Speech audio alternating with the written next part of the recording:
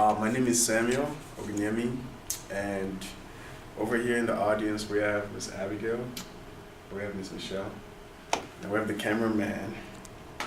If you'd like to turn it to yourself, Danny. Oh, Alright. Okay, and I'm just gonna give my informative speech, and here I begin. Alright, so picture this, guys. You're 8 years old, you're in the field playing with your friends, and you stumble upon this entity. You know, it's an ant hill. You know, so with the knowledge that this ant will soon go into your house, you know, what do you do to take care of it? What do you do to get rid of them? Well, if you're like me, you know, in watching movies and watching TV shows, I was told that if you were to take a magnifying glass and allow the sun rays to shine through this magnifying glass onto this ant, you burn them. And so that's what I would do. What would you guys do? So this, in essence, is an example of renewable energy. And renewable energy is all around us today. However, it's not really being tapped into. So today, I'm going to talk to you about renewable energy, the advantages and the disadvantages of it. So what is renewable energy? Renewable energy is either termed as clean energy or green power. And that's because it does not pollute air or water. There are 5 different types of renewable energy. There's geothermal, wind power, biomass, solar power, and hydropower. In 2009, the UCS analysis found out that if we were to increase our use of renewable energy by about 25% in 2025, we would be able to decrease CO2 emissions by a whopping 277 million metric tons annually. This is equivalent to the annual output of 70 new coal power plants. And with these power plants emitting agents that causes smoke, soot, acid rain, there's been reports of populations being affected as well as farmers being infected as well. According to the U.S. Department of Energy, if 80% of the country's electricity was to be generated from renewable sources by 2015, global warming emissions from electricity production could be reduced by approximately 81%.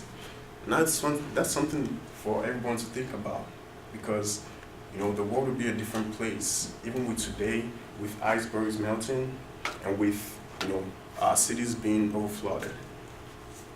So next, I'll talk to you about the advantage of renewable energy. First, renewable energy is limitless and it is constant. In 2012, NREL found out that together, renewable energy sources have the technical potential of approximately 482 billion kilowatt hours of electricity annually. And this amount is 118 times the amount of electricity that the nation currently consumes. However, renewable energy makes up a tiny fractions of today's society. And according to this table, it shows that approximately 12% of it is being used. So the second advantage of renewable energy is that we will be self-sufficient if we have our renewable energy. Because in today, we rely on other countries from the Middle East to import our oils. So this also causes wars and it causes conflict. But if we were to create our own or tap into our renewable energy, we'll be self-sufficient and we will be self-productive. And in speaking about the advantages, I'll talk to you about the disadvantages of renewable energy. Well, first, renewable energy is affected by water. It's affected by the weather. And so if there's no sun, then there's no energy. If there's no wind, the windmills cannot create energy. Second disadvantage is that renewable energy is really costly. The materials to create renewable energy requires high profit. And so the premium that the consumers will pay for that is really expensive. And the third is that renewable energy alters landscape. In the recent case between Chile versus Patagonia, Chile rejected the Patagonian project due to the fact that 3 dozen families will be evacuated due to a production of a hydro dam.